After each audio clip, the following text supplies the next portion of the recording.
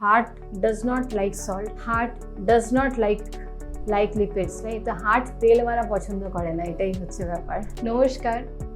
29 September world heart day হিসেবে celebrate করা হয় সারা পৃথিবীতে, এবং আজকে 29 সেপ্টেম্বর আমরা হার্ট ও বিভিন্ন রকমের ডায়েট, পার্টিকুলারলি কোলেস্ট্রল সংক্রান্ত ইস্যুসগুলো আলোচনা করব। আমি ডক্টর রিমিতা দে, আমি senior consultant Ruby general hospital critical care department. এই অনুষ্ঠানটা, যেটা এবিপি লাইভের উদ্যোগ, আপনাদের প্রশ্ন আর ডাক্তারবাবুর উত্তর, এখানটাতে আমরা হার্ট ও কোলেস্ট্রল এই বিষয়টাতে এখন একটু আলোচনা করব।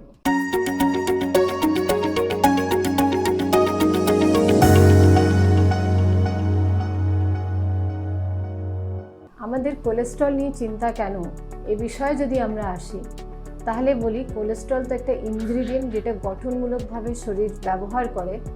এটা মূলত আমরা ফ্যাটস থেকে পাই। আমাদের আহারে বা ডায়েটে যখন ফ্যাটস নিই আমাদের ভেতরে, তখন বডি ওটা থেকে সিনথেসাইজ করে কোলেস্ট্রল, যেটা আমাদের বিভিন্ন কোশিকায় কাজে লাগে।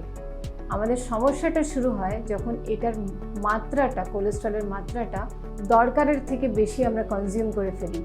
তখন এটা ব্লাডে মিশে মিশে বিভিন্ন ধমনীতে চলে যায়।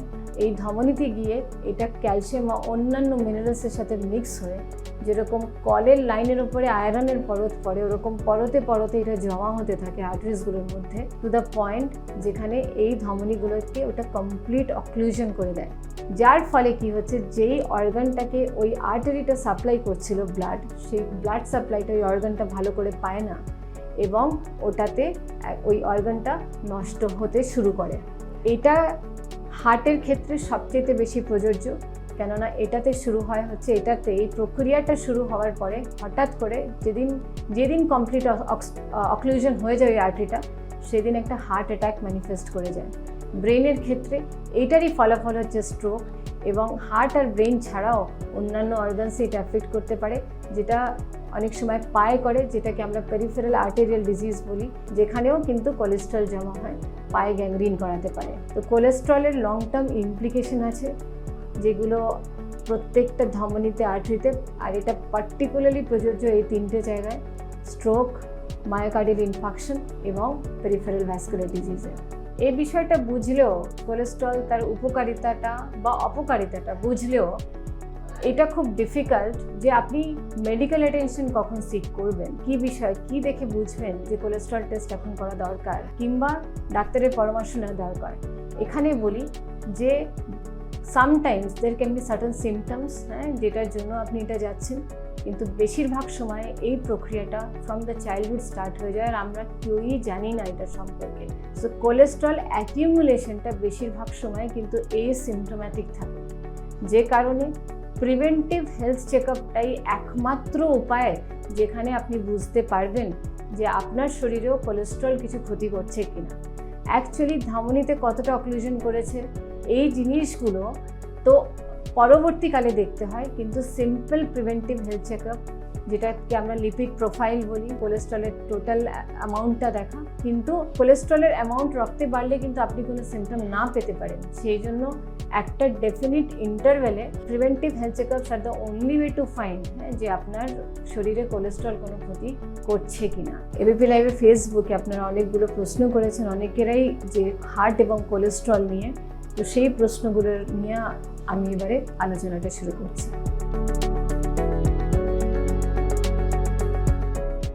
পূর্ণা হালদার জিজ্ঞেস করেছেন, কোলেস্ট্রল বাড়ার লক্ষণগুলো কী কী?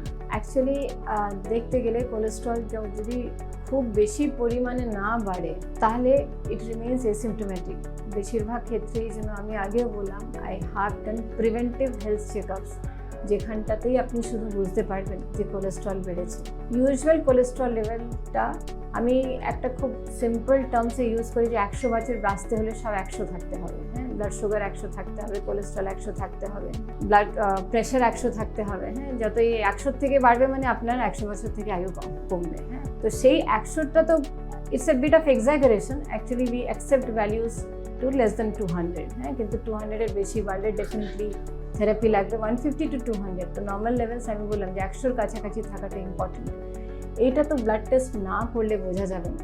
এটা কোলেস্ট্রল বাড়ছে যখন আমরা কমপ্লিটলি অ্যাসিম্পটোম্যাটিক থাকতে পারি। অ্যাকচুয়ালি কোলেস্ট্রল বাড়ার কোনো লক্ষণ হয়ই না। কোলেস্ট্রল বেড়ে ধমনীটাকে অক্লুড করে যে অর্গানটাকে এফেক্ট করে, হ্যাঁ, সেই অর্গানটা যখন সত্যি ডিসফাংশন শুরু হয় তখনই আমরা ওইটার সিমটম পাই। মানে যখন এটা বেড়ে হার্ট অ্যাটাকটা করিয়ে দেয় তখন আমরা হার্ট অ্যাটাকের লক্ষণ পাই, কিন্তু কোলেস্ট্রল বাড়ার কোনো লক্ষণ পাই না।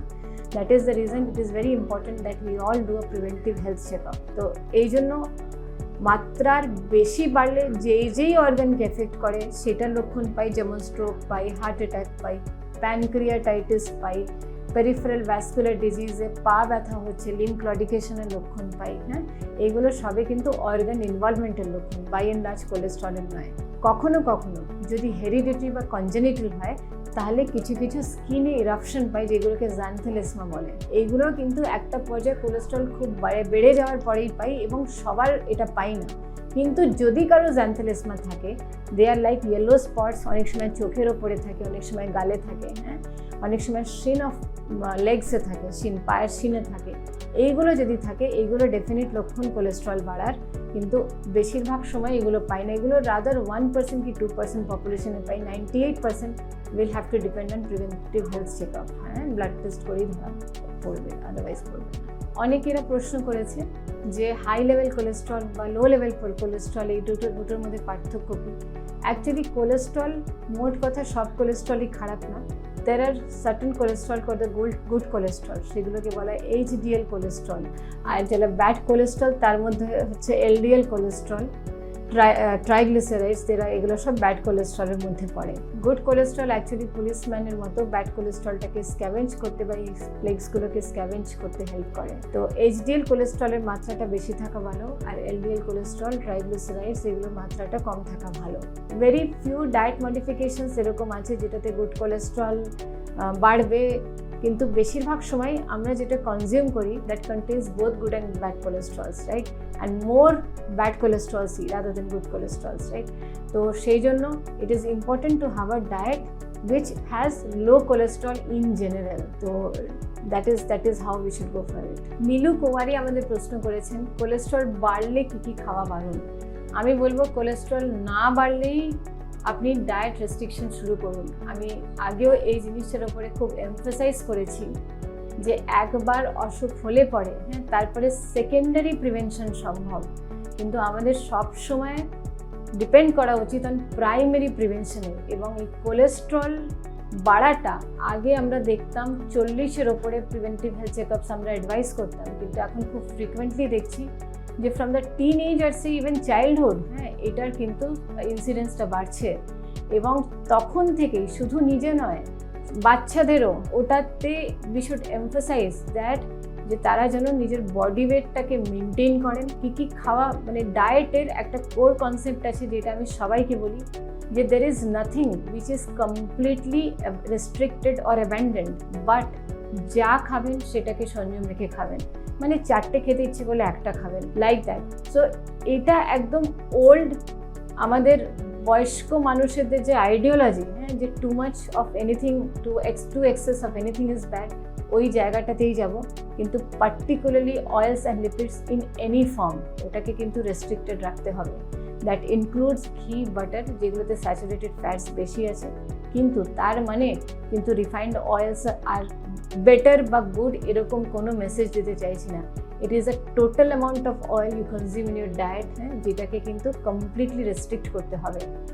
এবং কোলেস্ট্রল বাড়লে বা হার্টের জন্য যেটা ইম্পর্টেন্ট হচ্ছে, আমি যেটা বললাম যে প্রত্যেকটা ডায়েটের প্রত্যেকটা এলিমেন্টস, একটা balance diet should comprise some amount of carbohydrates, some amount of fats, some amount of proteins, some amount of fibre, some amount of vitamins and minerals. এটা কমপ্লিট করলেই 5টা এলিমেন্ট কমপ্লিট করলেই ওটাকে ব্যালেন্স ডায়েট বলা হয়। আর একটা বয়স পরে কার্বোহাইড্রেটের কন্টেন্টটাও খুব মিনিমাল হওয়া দরকার। লিপিডস তো ইউ শুড কন্টেইন, বা ফ্যাটস তো you should restrict it to the maximum amount it is possible. So we are left with a diet which is mainly made up of proteins and vitamins and minerals, right? So proteins আপনি খেতে পারেন, কিন্তু সেই that will consist of fishes and chicken, কিন্তু এটাতে কিন্তু আমরা যেমন বাঙালিরা রসিয়ে একটা রান্না করি অনেকটা তেল দিয়ে, সেরকমটা নয়। কিন্তু বাই অ্যান্ড লার্জ প্রোটিন সে কোলেস্ট্রল বাড়ে না, এবং হচ্ছে diet which is very much rich in plant based raw diet, মানে স্যালাডস অ্যান্ড ফ্রুটসের কথা বলছি, that is very useful for the body and heart loves such foods. And it should also contain less amount of salt. This is not related to cholesterol, but heart does not like salt. Heart does not like lipids, right? The heart তেল মারা পছন্দ করে না, এটাই হচ্ছে ব্যাপার। অনেকের প্রশ্ন হার্ট অ্যাটাক এবং কোলেস্ট্রল বেড়ে যাওয়ার সাথে কি সম্পর্ক, হার্ট অ্যাটাক আর স্ট্রোকের সাথে। এটা আগেও বলেছি, but it makes sense to emphasise it more and more often, যে এই কোলেস্ট্রলগুলো বিভিন্ন মিনারেলসের সাথে, পার্টিকুলারলি ক্যালসিয়ামের সাথে যুক্ত হয়ে একটা এরম লেয়ার তৈরি করে, যেটা মেইন ব্লাড সাপ্লাই ওই অর্গানসগুলোকে অক্লুড করে দেয়। পাইপ মানে ধমনী যেটা হচ্ছে, ওটা তো একটা পাইপের মতো যেটা দিয়ে রক্ত সঞ্চালন করছে to the heart and the brain. That pipe gets occluded by cholesterol. ওটাতে মেইন ইনগ্রেডিয়েন্ট কোলেস্ট্রল, কেন ওটা স্টিকি থাকে, তো it's lipid sticky. That sticky material combines with calcium to form a very hard plaque which obstructs the arteries. যে এটাতে complete obstruction হয়, তখন হার্টের ওই পার্টটা, ব্রেইনের ওই পার্টটা আর ব্লাড সাপ্লাই পায় না এবং ওটা ডেড হয়ে যায়। সো তখনই আমরা স্ট্রোক বা হার্ট অ্যাটাক বলি। তো এটার খুব ডাইরেক্ট সম্পর্ক আছে স্ট্রোক আর হার্ট অ্যাটাকের সাথে। কুমার আনসারি প্রশ্ন করেছেন, পরীক্ষা ছাড়া কেউ কিভাবে বুঝবে যে কোলেস্ট্রল বেড়েছে? অ্যাকচুয়ালি পরীক্ষা ছাড়া এটার কোনো উপায় নেই। আমি বললাম কিছু সংখ্যক লোকের কিছু স্কিনে চেঞ্জেস আসে, যেটাকে জ্যান্থালেসমা বলা হয়। দে আর ইয়েলো লাইক প্ল্যাক্স, বেশিরভাগ সময় চোখের ওপরে বা গালে হয় বা পায়ের শিন্সের ওপরে হয়। তো সেটা যদি হয় তাহলে বোঝা যেতে পারে যে কোলেস্ট্রল বাড়ছে, কিন্তু এটা ছাড়া রক্ত পরীক্ষা করেই আমাদের বুঝতে হয় যে কোলেস্ট্রল বেড়েছে। অনেকেই প্রশ্ন করেছে কোন বয়স থেকে কোলেস্ট্রল বাড়ার প্রবণতা তৈরি হয় বা কোন বয়স থেকে টেস্ট করানো উচিত। আমরা এখন পর্যন্ত যেটা মেনে চলছি সেটা হচ্ছে 40 আপ, 40 বছর হয়ে গেলেই প্রিভেন্টিভ হেলথ চেকআপসে লিপিড প্রোফাইল বা কোলেস্ট্রলের সংখ্যা এভরি 6 মান্থস অন্তত দেখা দরকার। কিন্তু যাদের ফ্যামিলি হিস্ট্রি আছে, diabetes, blood pressure, heart disease, কিংবা যারা নিজেরা ওবেস, তাদের কিন্তু তার আগে থেকেই প্রিভেন্টিভ হেলথ চেকআপস করা উচিত।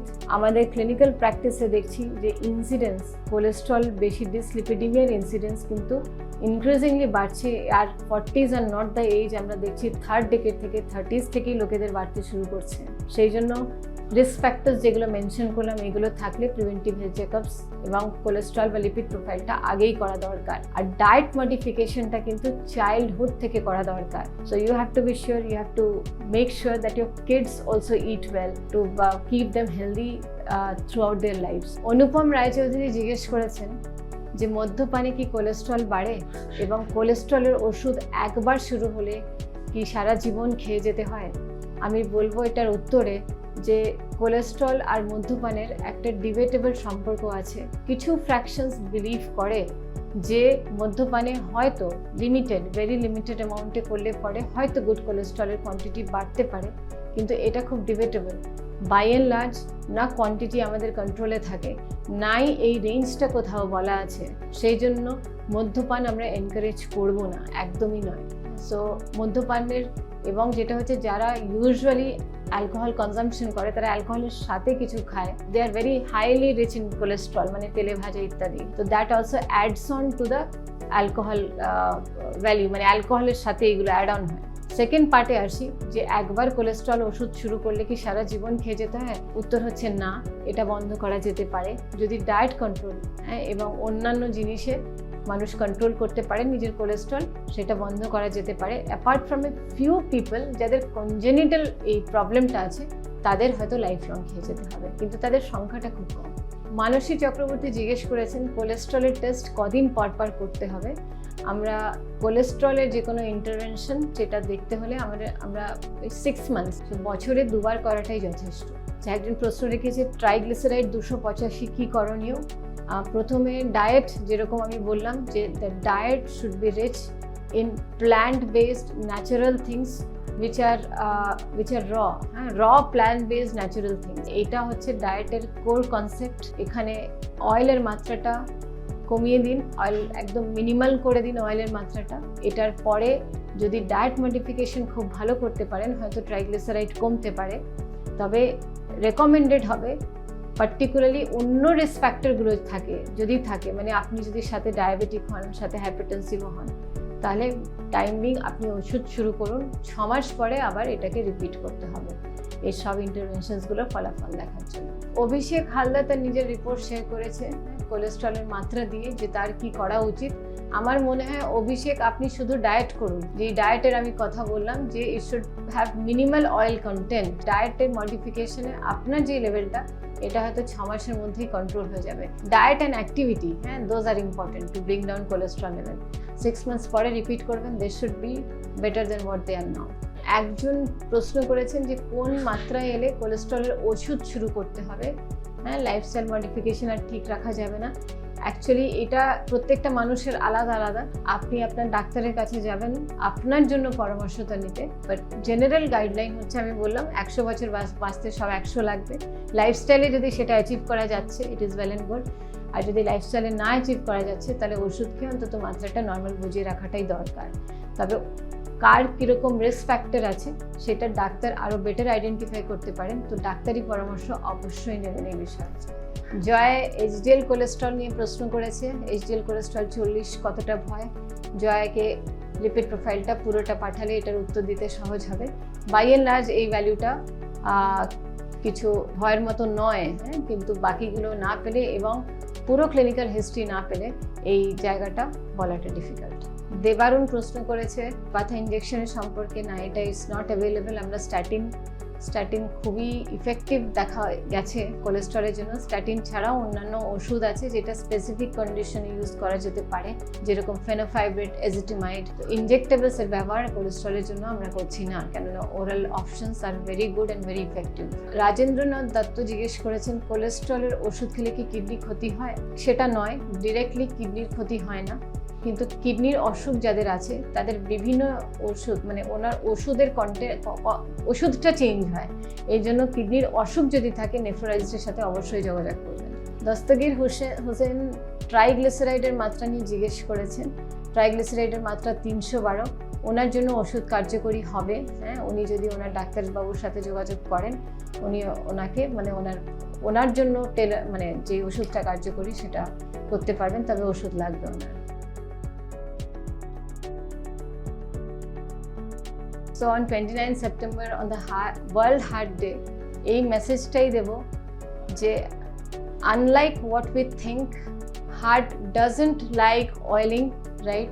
So have your diet which is less in oil and more in plant-based natural food, যেটা আপনার হার্টকে ইন জেনারেল হেলদি রাখতে সাহায্য করবে। কোলেস্ট্রলের সম্পর্কে এটা বলবো যে লিপিডস কম করলেই, ডায়েটে ফ্যাটটা কম করলেই ক্ষতিকর কোলেস্ট্রল আমাদের শরীরে কমবে এবং আমাদের হার্ট সুস্থ থাকবে। আপনারা সবাই ভালো থাকুন, সুস্থ থাকুন। শুভেচ্ছা আমার।